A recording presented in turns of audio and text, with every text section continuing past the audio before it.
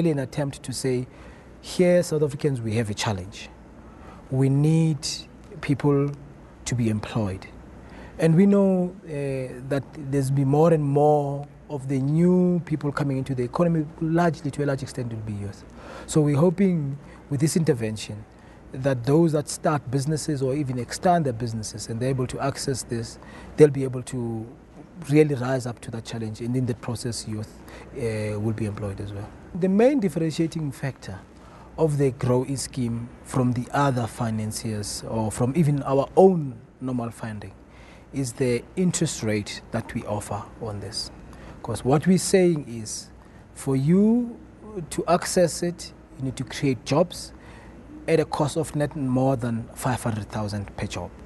And when you are able to do that, then you'll be able to access the Grow scheme at prime less 3%. It is one of the key requirements, because we don't want to get into a facility where we create the jobs now and 6 months down the line, those jobs don't exist. And which is why then, when we're looking, and we know this facility, we do a proper due diligence. It is never 100% foolproof, because I don't think there's anybody who can do that. But we do a number of tests. We test where the market is, we test the sustainability of the business, we test the technical abilities, and then from all of that, then we'll be able to get comfort to say that those jobs are sustainable. It is very important that those jobs are indeed sustainable. The Grow scheme will cut across all the sectors that we have as IDC. These are the sectors that are aligned with the government's priorities, being the new growth path and the IPEP.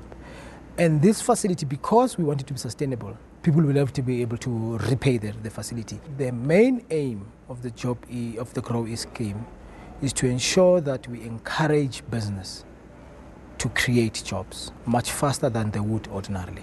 What is most encouraging about the fund is that we are just about four months, give or take, and we've approved over $500 million of investments as far as that is concerned.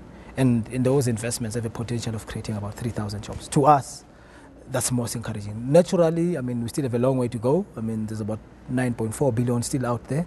In fact, I would love to see, I mean, that there's be a stampede of people to really come up and access this facility.